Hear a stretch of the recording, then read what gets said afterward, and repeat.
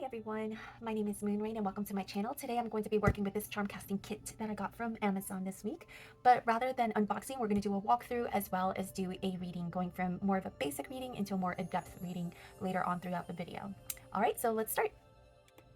So this charm casting kit, illustrated by Vicki Lester and the text is by Lindsay Squire, comes with a board.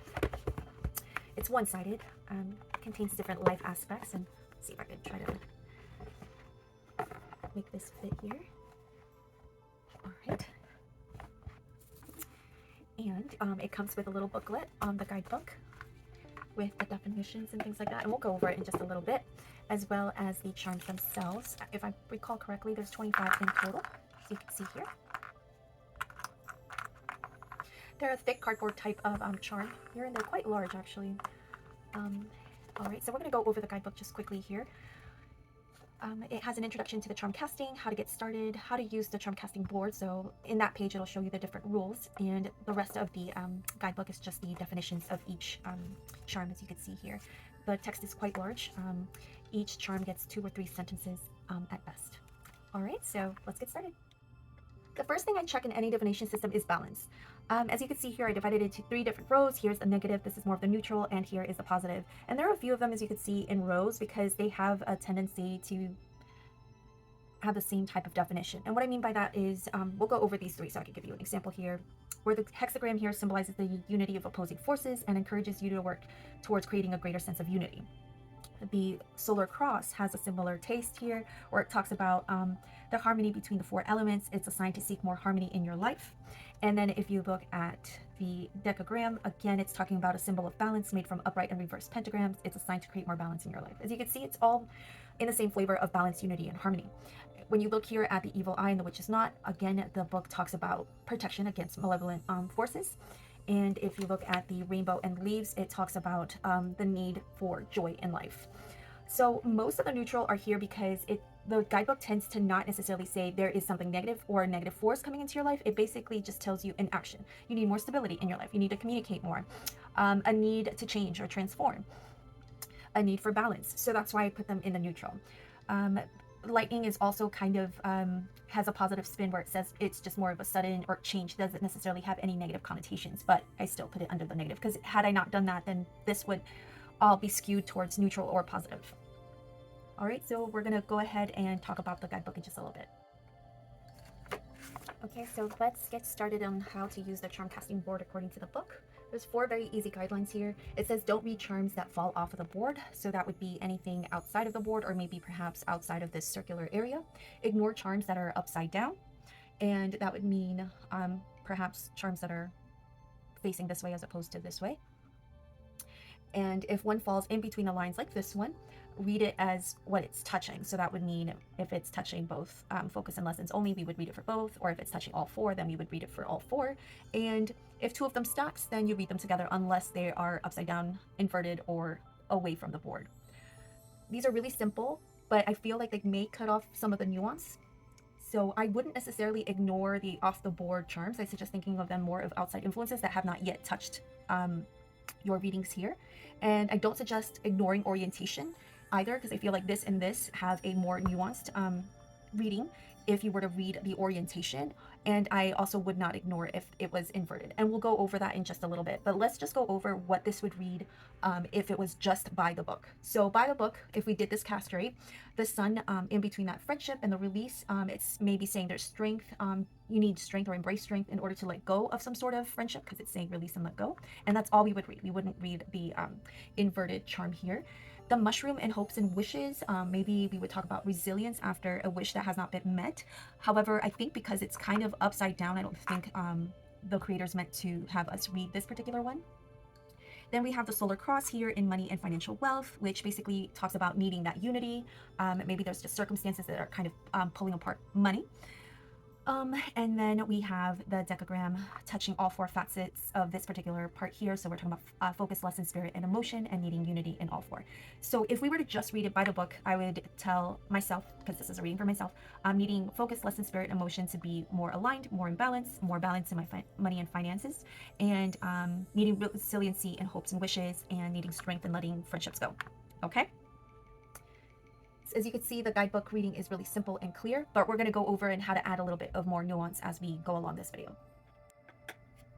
So we're going to first add polarity. Every charm has a light meaning as well as more of a shadow meaning to each. And we'll start here with the sun. The sun can talk about joy, vitality, success, but in more of a shadow aspect, it can talk about perhaps being burnt out, right? Let's talk about mushroom. Mushroom here can talk about resiliency, as the book stated, but what about how it gets its resiliency from the community? So the community in regards to its environment. So if you were to have a more of a negative aspect with mushroom, that could mean holding on to toxic ties, not seeing, seeking help perhaps, and not being able to bounce back easily. These are other aspects or shadow aspects that we can talk about when it comes to mushroom.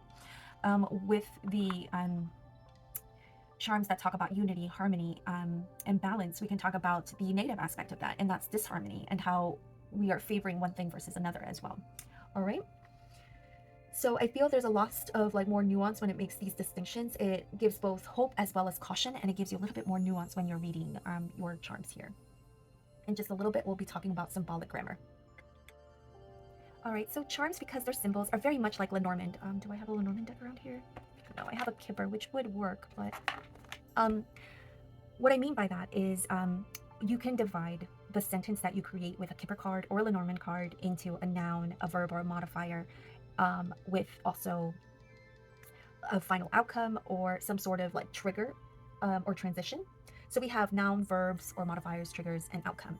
And so what I mean by that is, in the book, Acorn is about something small that can create a great potential or a great outcome from that potential.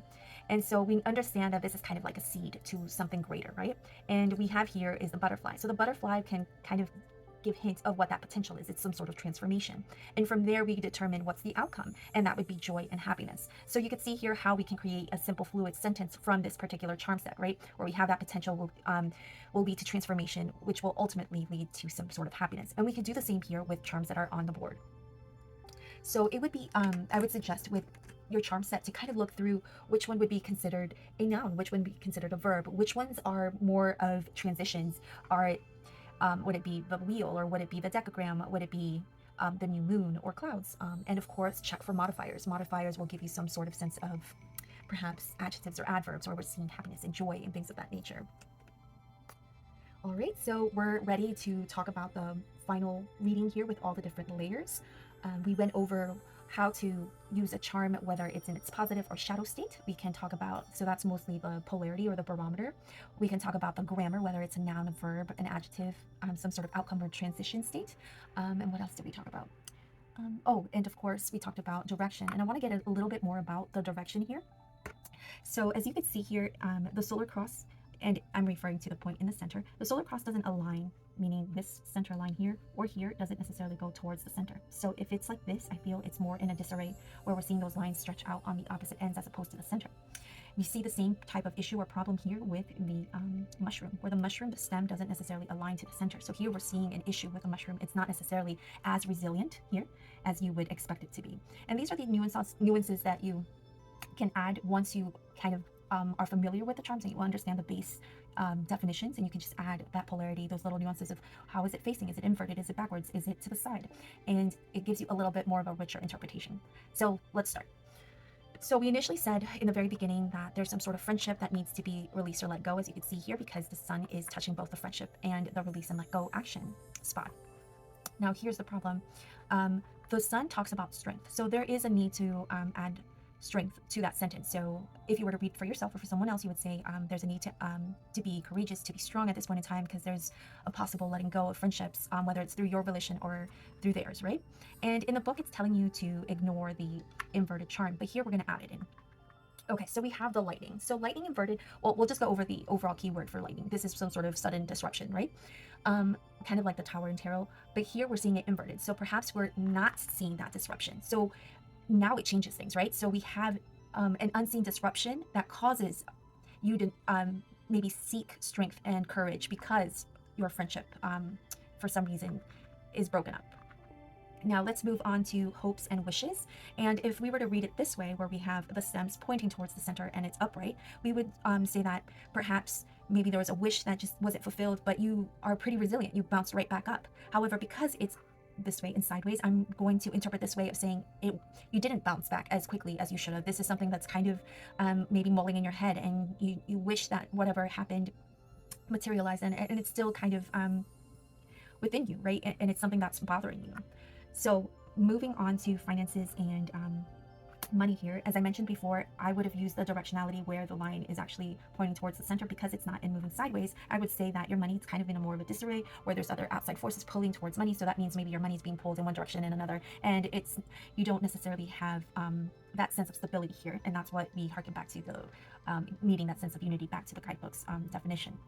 Now, for us, we're not going to ignore this charm. We're going to actually check on it. So there's an inverted key. The key is about a solution, help. And when we see here family and home and support, we're seeing that we're going to get some support from someone in regards to finances.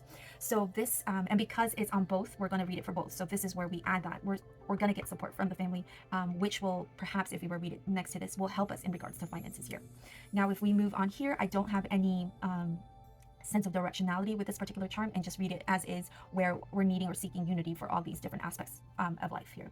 And another thing that we can add as well are these particular charms. And I know they're right outside, but these are kind of like outside forces that have not yet come into play, but will in the near future. So here it's asking you to have that sense of stability in regards to spirituality. So I would read it that way. And here we have grounding, according to the guidebook. So we have perhaps something that we're not recognizing grounding in regards to career, and maybe we're in need or seek for that in order to feel a little bit less stressed and stable in regards to the career. So notice how this is a slightly more nuanced than just going directly with what the guidebook went with. So I feel like this gives you more like a full narrative that kind of acknowledges maybe the challenges that we're seeing, but also celebrating the positives here. So overall, I love the set. The set is really approachable and fun.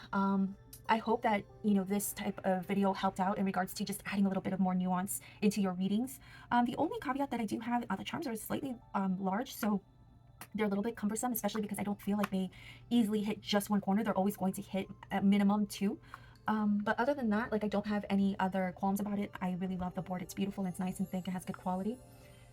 And of course, if you have any charms, how do you handle your upside downs or off-board pieces? I would love to hear it down below. And thank you so much for watching, and hopefully I'll see you guys in the next video.